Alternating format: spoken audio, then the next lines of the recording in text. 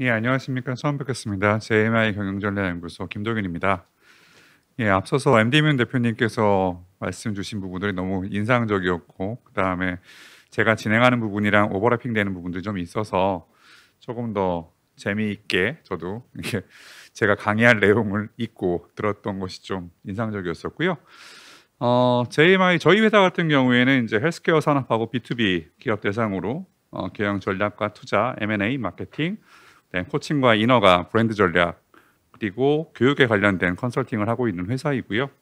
2019년도에 오픈돼서 지금까지 한 4년 차 돼 있는 그냥 스타트업과 같이 비슷한 회사라고 보시면 될 것 같고, 그 외로 이제 저는 현재 성균관대학교에서 의료기기 산업학과에서 마케팅 전략을 가르치고 있는 교수이고요. 그래서 학자이자 현업에서 이제 컨설턴트로 같이 일을 하고 있는 듀얼 업무를 하고 있습니다. 그리고 작년 같은 경우에는 이제 FMI 비즈니스 스쿨에서 기술 사업화 과정에 관련된 프로그램을 진행을 했었고요. 그래서 오늘도 이제 창업과 비즈니스 모델이라는 내용을 가지고 자료를 준비를 하긴 했지만 실질적으로 여러분들에게 드리고자 하는 키 메시지는 총 4가지입니다. 그 중에서 한 번쯤 생각해 보게 되는 왜 우리가 창업을 해야 되는 것일까? 그 다음에 두 번째는 헬스케어 산업에서의 시장 환경은 현재 어떻게 되어 있을까? 그리고 세 번째는 그래도 사례를 가지고 한번 보시는 게 나을 것 같아서 일반적인 사업에서 창업하셨던 분과 그 다음에 헬스케어 산업에서 창업하셨던 케이스 2가지 그리고 보편적으로 바이오 창업에서 쓰고 있는 비즈니스 모델 전략에서 총 4가지의 키워드를 가지고 말씀을 드리고자 하고요. 첫 번째 이제 왜 창업을 하고자 하는가 하기 전에 일반 창업이 아닌 이제 바이오 창업 같은 경우는 흔히 말하는 이제 기술 사업화라고 말씀을 드리는데 기술 사업화는 이제 이론적으로 본다면 어떤 원리나 지식을 해당 대상에 적용해서 방법이나 능력이기도 하고 사업은 말 그대로 여러분들이 알고 있는 이제 비즈니스의 영역이죠. 그래서 두 개가 합쳐지게 되면 기술을 활용해 갖고 제품이나 서비스를 만들고 이를 고객에게 가치를 전달해 창출하는 일종의 활동이다라고 보통 표현을 하게 되는데 뭐 그냥 원론적인 얘기니까 이건 생략하도록 하겠고요. 그러면 과연 왜 창업을 하고자 할까에 대한 부분을 이제 살짝 말씀을 드릴게요. 그러면 많은 분들이 이제 오셔서 물어보죠. 창업을 하고 싶다. 창업을 한다. 저희 이제 석박사 과정에 있는 친구들도 가끔씩 창업을 하겠다는 이야기를 하고 주변에 있는 분들도 이제 그런 이야기를 합니다. 근데 그러면 이제 느껴지는 것들이 뭐 보편적인 얘기가 그거 나오죠. 기술로 세상을 변화시키고자 하는 그 아이디어라신 분들. 두 번째는 돈을 벌고자 하시는 분들.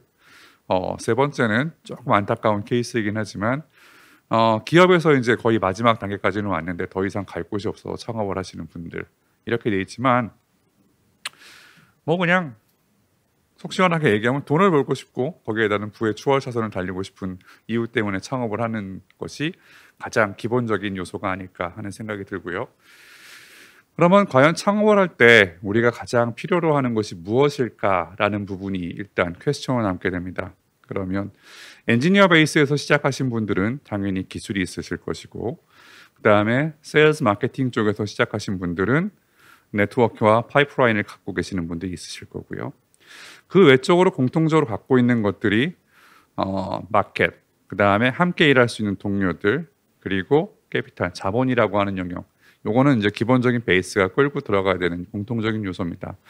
근데 실질적으로 창업을 하다 보면 가장 어려운 부분이 뭐냐면 자본에 관련된 부분이고요. 그다음에 두 번째는 미스매칭되는 케이스가 상당히 많이 진행되는 상황에서 보여진다라는 것들이 제가 봤던 사례들이어서 그 부분들은 조금씩 뒤로 가면서 말씀을 다시 드리도록 하겠습니다. 일단 제약바이오 쪽을 보시게 되면 이제 코로나 이후의 상황에 대해서는 워낙에 안 좋아졌기 때문에 그 이전 사례를 들면 제약바이오 시장은 계속 증가를 했었죠. 현재까지도. 그렇지만 이제 향후에는 제약바이오 시장도 한계성의 존재를 장착할 수밖에 없다. 그래서 시작되는 것이 oncol로지 쪽이나 진 시퀀싱 관련된 것들, 라이센싱, M&A에 관련된 오픈 이노베이션 전략적으로 흘러가는 것들이 제약 바이오 쪽에서 많이 움직여지는 상황들이고요. 바이오 기술 창업 같은 경우는 이제 IPO를 통해서 성장을 하고자 하는 방식들을 많이 추구는 하셨지만 최근에 성과가 뚜렷하게 나오지 않으면서 IPO 시장으로 올라가는 것도 이제 약간 좀 덜어지고 있는 것이 현실입니다. 그리고 세계 바이오 의약품 같은 경우에도 꾸준히 성장을 하고 있는데 주로 가는 부분들이 세포치료라든가 면역 억제제, 피부 질환, 그리고 항암제, 희귀의약품 이쪽으로 흘러가는 것들이 트렌드이고요. 의료기기 같은 경우에는 조금 더 제약 바이오에 비해서 마이너한 산업이기는 하지만 지속적으로 니즈를 가지고 올라가고 있는 부분이고 코로나 때 체외 진단에 관련된 POCT 분야가 의료기기 쪽에서는 상당히 많이 성장을 했었고 그 뒤로는 심장, 당뇨, 신경, 헬스케어 분야로 쭉 올라가고 있는 것들이 트렌드이고요.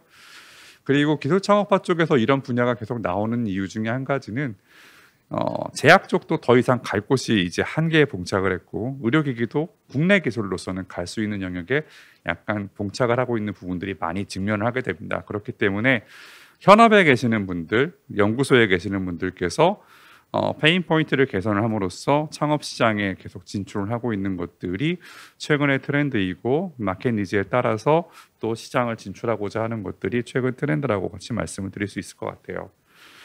자, 기업들이 시작을 하게 되면 일단 먼저 양해의 말씀을 드리면 주제가 너무 브로드한데 20분이라는 시간 내에 답변을 내다 보니까 제가 키워드 중심으로 넘어가는 점 살짝 양해를 부탁드리겠습니다.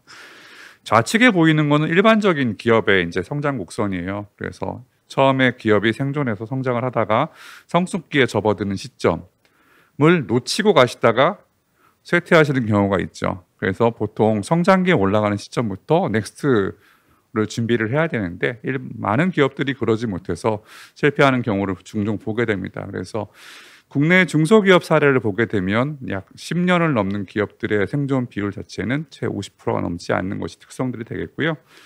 그리고 이제 우측에 보게 되면 창업 기업들의 이제 라이프 사이클을 보시게 되겠는데 처음에는 자본이 있어서 투자받은 금액이 있어서 성장을 하고자 열심히 진출을 하게 됩니다. 하지만 보통 1, 2년 이내에 데스밸리라고 하는 곳을 만나게 되고 그 다음에 여기를 잘 극복을 할지라도 3, 4년 뒤에 또 한번 만나게 돼요. 그래서 기술 창업을 하고자 한다라고 생각하시는 분들은 처음 제가 권하는 방식은 처음 시작하기 전에 약 10가지 허들을 내가 어떻게 극복할 것인지에 대한 것들을 스스로 퀘스천을 하는 겁니다. 그리고 거기에 대해서 답변이 5단계까지 이상 넘어갔다 생각이 되시면 그때는 도전하셔도 되고요. 3단계에서 막힌다 그러면 계속해서 허들을 넘어갈 수 있는 방법을 찾으셔야 돼요. 지금 무슨 이야기냐면 앞단에서도 일단 6개 그 창업기업에서 말씀을 주시긴 했지만 헬스케어 산업에서는 가장 중요한 게 규제 산업입니다. 그래서 인허가 트랙을 어떻게 넘어가야 될 것이냐, 그 다음에 특허에서 내가 어떤 우리 사업 모델을 어떻게 방어를 할 것이냐, 그 다음에 마켓에서는 내가 상대방보다 어떠한 경쟁 우위를 가지고 접근을 할 것이냐, 이 요소가 크게 3가지를 볼 수 있는 부분들이 되는데요.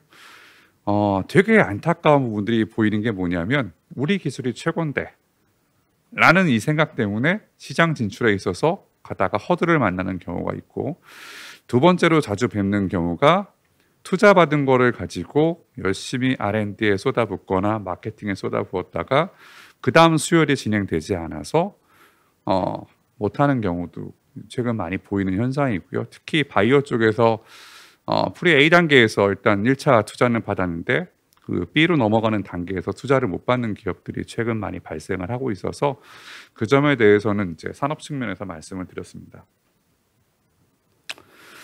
자, 이거는 이제 3명의 창업가 사례예요. 그래서 하나는 이제 B2C로 넘어가는 제조기업, 공기청정기를 말하는 거고, 두 번째는 바이오 쪽이고, 세 번째는 이제 의료기기입니다.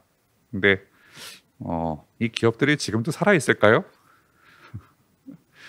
가장 좋은 사례를 가지고 이야기를 드리면 좋겠지만 답변은 좀 나중에 드리도록 하겠고요. 첫 번째 공기청정기를 만들고 있는 회사는 경영진 5명이 전 삼성전자 출신의 엔지니어들로 구성이 되어 있어요. 그래서 이 친구들 같은 경우에는 마케팅에 큰 강점을 가지고 있어서 온라인 마케팅 쪽으로 진출하고자 하는 전략을 취했었고, 그리고 S전자 출신이라는 이유로 투자를 받는데 상당히 어려움이 없었습니다. 근데 이 친구들 같은 경우에는 어떤 부족이 부족했냐면 엔지니어이면서 마케팅의 강점을 가지고 있는 기술 사업화를 할 수 있는 전형적인 조직이었었죠. 근데 이 친구들이 갖고 있던 맹점은 뭐였냐면 우리 기술이 최고인데 그 다음에 새로운 경쟁자 플레이어가 들어왔었을 때 어떻게 방어할 것인가에 대한 충분한 대비책을 만들지 않아서 창업 1년이 지나고 2년 차 때 문을 닫은 회사였었고요. 그래서 창업을 한 이후에는 이제 경영자는 항상 360도 레이더를 돌리면서 주변 상황을 보셔야 되는데 그러지 못한 케이스였고요.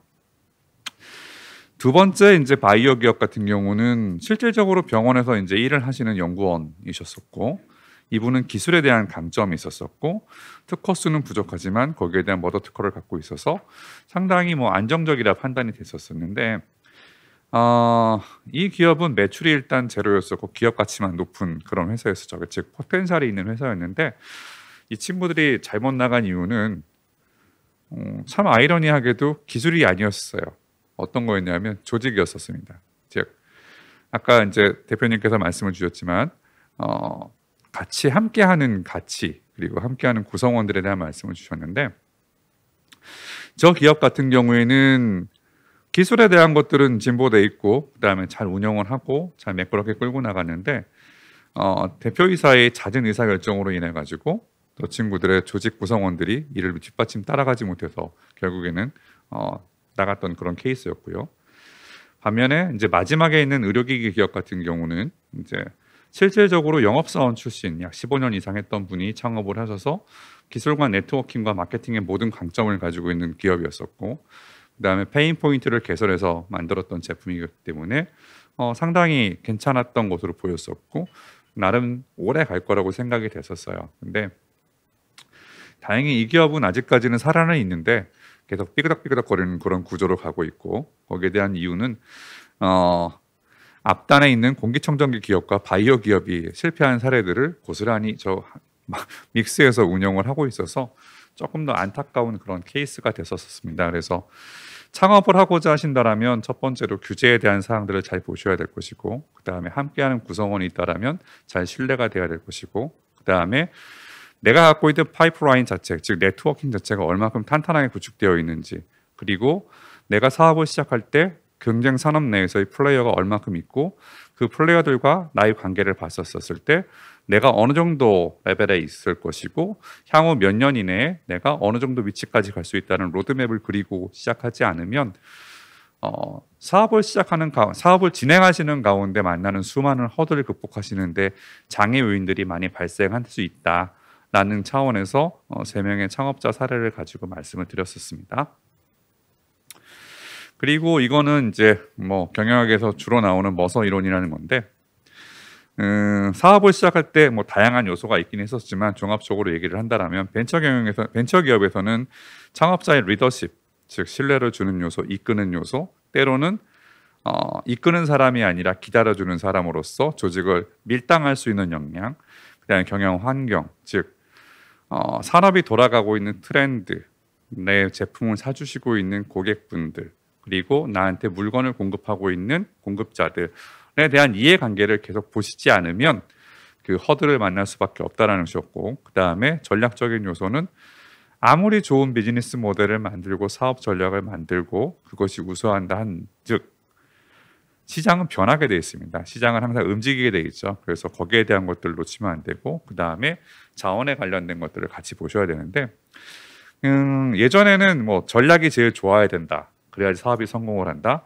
뭐 이런 말을 했는데 제가 지금 최근 한 몇 년간 이제 연구를 하다 보니까 제일 중요한 건 경영자의 의지인 것 같습니다. 그래서 내가 선택한 것이 결코 조금은 틀릴지라도 인정할 수 있는 자세가 있어야 되고 그리고 한번 선택했다라면 끝까지 갈 수 있는 뚝심이 반드시 필요하다라는 거고 근데 그러기 위해선 사업하다가 종종 자주 만나죠. 되게 위험 요소들을 많이 만나게 됩니다. 그때 그거를 함께 극복할 수 있는 동료가 있어야 된다는 것들이 종합적으로 봤었을 때 성공을 이끄는 그러한 요소가 된다라고 말씀을 드리겠습니다.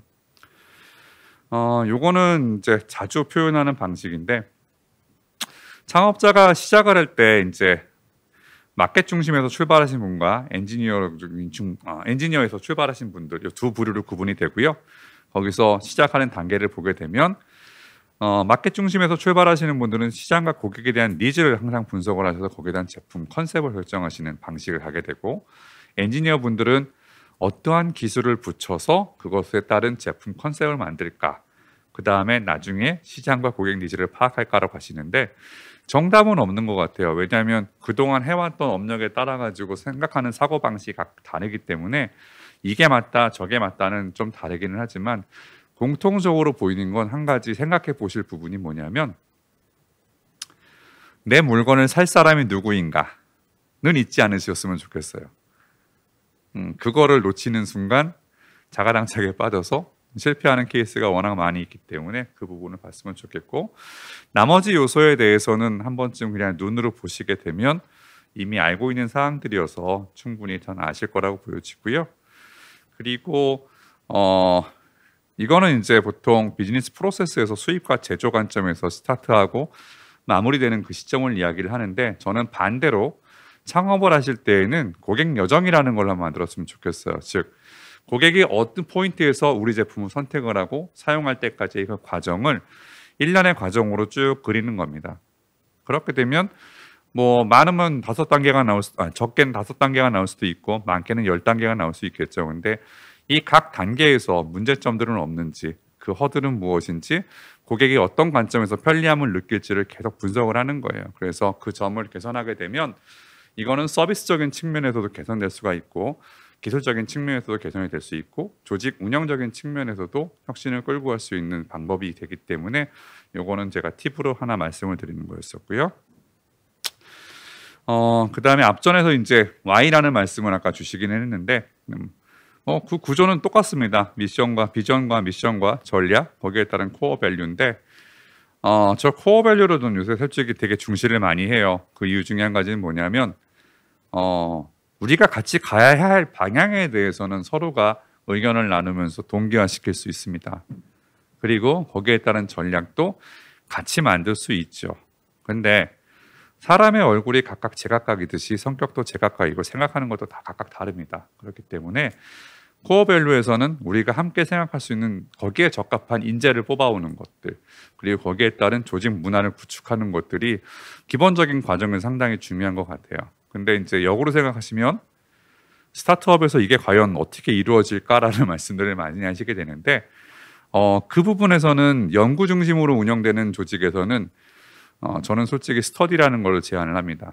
제가 이제 예전에 했던 방식을 보게 되면 하나의 주제를 가지고 디스커션하고 거기에 따라서 계속 어떤 방식으로 이거를 끌고 나갈지에 대한 학습 조직화에 관련된 부분들을 살짝 녹여내리게 되는데, 그 연구하는 조직에서는 서로 배우고자 하는 니즈가 많이 있기 때문에 그 부분에 대한 니즈를 훼손시켜 주시는 것들이 같이 있을 것 같고, 그 효과는 어떤 걸로 발현이 되냐면, 궁금한 부분을 채우는 것도 있지만 좀 더 장기적으로 보게 되면 새로운 아이디어의 창출이라는 걸로 이어질 수 있어서 저는 추천을 드리도록 하겠고요. 그리고 이거는 이제 조금 다른 번외로 보게 되면, 전 외부 환경 분석과 내부 환경 분석을 얘기를 하라고 하는데, 외부 환경 분석은 되게 잘해요. 시장이 어떻게 흘러가고 있고 산업의 트렌드가 어떻게 흘러가고 있는지 굉장히 잘합니다. 근데 반면에 내가 어떤지에 대해서는 분석들을 잘 못하세요. 나를 인정하지 않기 때문에. 그래서 창업에서 성공할 때는 내부 환경 분석이 더 전 중요하다고 판단이 되고요. 여기에 대해서는 재무적인 관점과 조직의 운영적인 측면과 우리의 기술의 특이성과 코어 핵심 역량에 관련된 게 되게 중요하다고 말씀을 드리도록 하겠고요. 그리고 요 앞 단계가 있구나. 최근에 이제 지난달에 전략학회에서 논의됐던 것들이 하나가 있었었는데, 어떤 거였냐면, 여러분들 다 아시는 기업이세요. 그러니까 바이오 기업은 아니지만 사우스웨스트 에어라인이라고 하는 회사가 있습니다. 여기는 코로나 상황에서도 데미지가 크게 먹지 않고 지금도 빠르게 회복을 하고 있는 이 회사인데, 이 회사는 창업 이후로 매년 15%에서 25%까지 성장을 하고 있는 회사였었어요. 근데 경영학에서는 주로 주주의 이익을 극대화시키고, 그 다음에 고객에게 편의사항을 주고, 그 다음에 직원의 만족도를 높이는 이 하이라키 구조를 가지고 갑니다. 근데 최근에 나왔던 논문은 어떤 거였냐면 역방향이었던 거였어요. 지금 무슨 이야기냐면, 함께 일하는 사람이 행복을 가장 잘 느껴야 고객에게 좋은 서비스와 상품을 줄 수 있고 그로 인해서 그걸 선택하는 주주들이 이익을 받을 수 있다는 겁니다. 이거는 되게 심플한 거기는 한데 역발상에 관련된 관점이기도 하고 스타트업에서는 애자일 문화도 같이 연관이 되는 거여서 관련된 팁을 드렸고요. 네, 마지막으로 비즈니스 모델은 상당히 시간이 길게 벌어지는 상황인데 짧게 말씀을 드리면 나인블록에 관련된 모델은 다 아실 거예요. 근데 바이오 기업들이 선택할 수 있는 길들이 몇 가지가 전략들이 있는데 그 중에서 가장 심플하게 하나 말씀을 드리면 그 라이센싱 아웃 모델입니다. 가장 많이 생각하시는 방식이죠. 그래서 CSL이라고 하는 이제 호주의 생명공학 회사인데 여긴 가다시를 만드는 회사였었고 이 회사 같은 경우에는 기술에 어느 정도 완성이 된 다음에 이 기술을 판매했던 것이 아니라 초기 단계에서부터 라이센싱을 염두를 하고 거기에 대한 글로벌 기업을 많이 컨택을 함으로 인해서 머크사의 핵심 기술을 이전했고 머크사가 판매를 대행하면서 판매를 했었고 거기에 따른 기술 수수료를 이전받았던 그런 모델이기는 한데 그러기 위해서는 이 CSL이라고 하는 회사가 갖고 있는 핵심 코어가 과연 무엇인지에 대한 분석이 많이 필요하실 거고요. 그다음에 실질적으로 창업을 하실 때에도 과연 내가 라이센싱 아웃 모델로 갈 것이냐 아니면 연합 모델로 갈 것이냐 다각화 모델로 갈 것이냐에 대한 것들을 같이 고민해 볼 필요는 있을 것 같은데 연합 모델하고 다각화 모델은 시간이 좀 오버돼가지고 제가 말씀을 못 드리도록 하겠고요.